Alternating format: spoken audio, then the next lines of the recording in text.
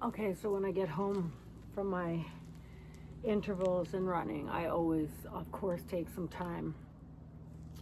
But whenever I'm in these kind of slowed down moments is when I do some of my best thinking, right? And this is another reason why it's so valuable to get out there and do the things that challenge you, because there's such a sense of relief and strength at the end of that. So with my clients, sometimes I'll give them something and they'll say, I don't think I can. And I'm like, with all love and respect, I don't care what you think. I care what you can do. And so when we think about something, the whole quality of our thoughts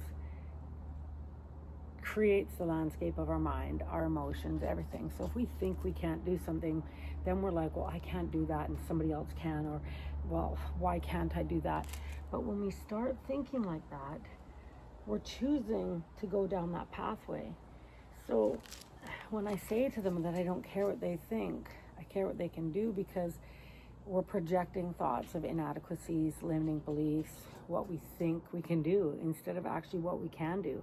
And what if you asked yourself, what if I'm only doing 50% of what's available to me? What if?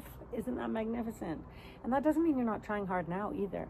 It just might mean that there's a whole lot more there than what you might have originally thought. So just ask yourself, am I thinking that I can't do something, or is my body physiologically telling me? So in a time to hang, I always say, let your body decide, not your mind, because nobody wants to hang on there, right? By just hanging, it's boring. So ask yourself, what can your body do, not what can your mind do? Because then you can switch it too, and then when your mind is getting stronger and stronger, then your mind decides, and then you override those physiological limitations by adapting. So anyway, I just wanted to share that. Make sure you stretch after any of your cardio, after any of the kind of stuff where you're creating, high output.